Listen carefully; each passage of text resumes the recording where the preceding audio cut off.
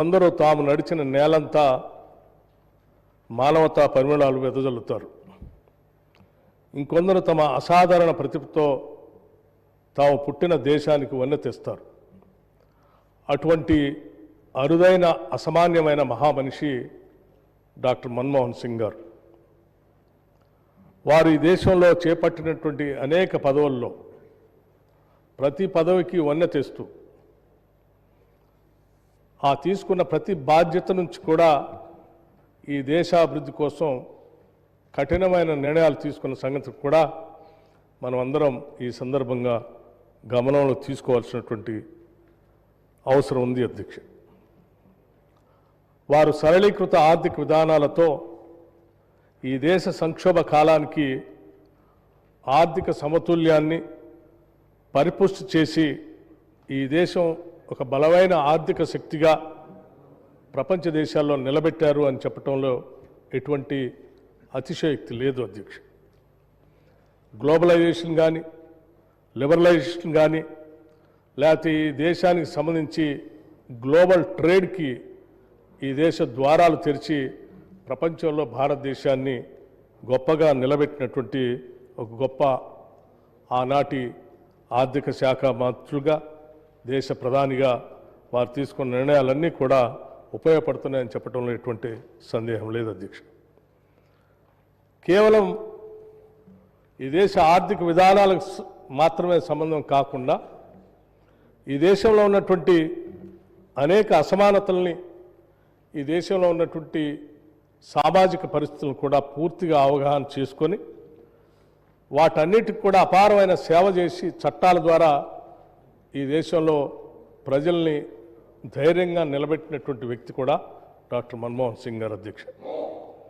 దేశ సామాజిక రంగానికి వారు చేసినటువంటి సేవల్లో ఆనాడు యూపీఏ చైర్పర్సన్గా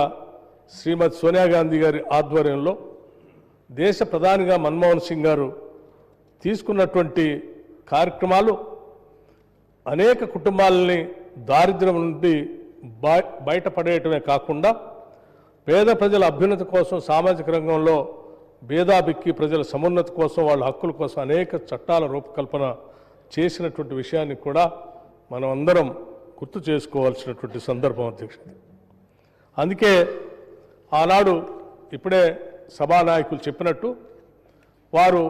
ఈ దేశంలో ఈ దేశ పరిపాలనలో ఒక రకమైనటువంటి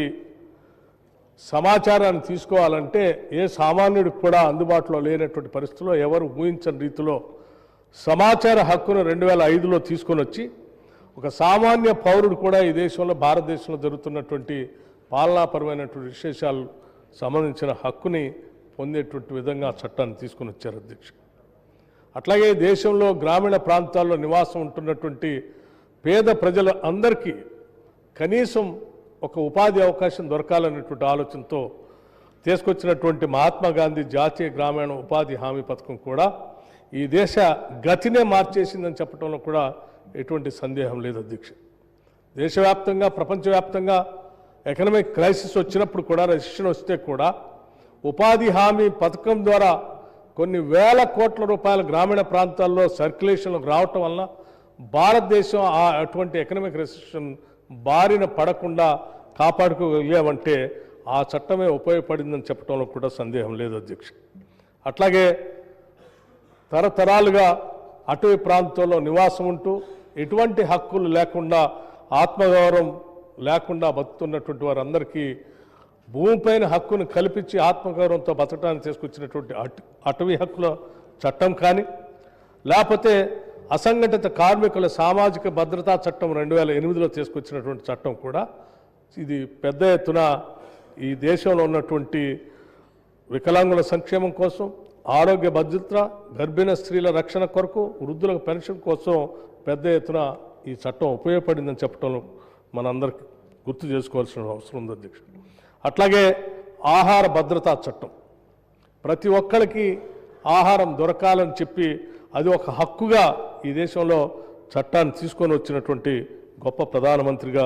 మనం అందరం గుర్తు చేసుకున్నటువంటి అంశం అధ్యక్ష. అట్లాగే స్ట్రీట్ వెండర్స్ గురించి కూడా ఈ దేశంలో ఆలోచన చేసి పెద్ద ఎత్తున గ్రామీణ ప్రాంతాల్లో క్రయ విక్రయాలు జరిపే వ్యాపారుల రక్షణ కోసం వాళ్ళ జీవన ప్రమాణాలు పెంచడం కోసం తీసుకొచ్చినటువంటి ఈ చట్టం కూడా ఈ దేశ ఆర్థిక విధానాన్ని గతిని కూడా కింది స్థాయిలో పేదరికంలో ఉన్నటువంటి ప్రజలకి ఉపయోగపడిందని చెప్పటం మనం అందరం ఈరోజు దేశంలో గమనిస్తూ ఉన్నాం అధ్యక్ష. అట్లాగే 2013 భూసేకరణ చట్టం అధ్యక్ష, ఈ భూసేకరణ చట్టానికి సంబంధించి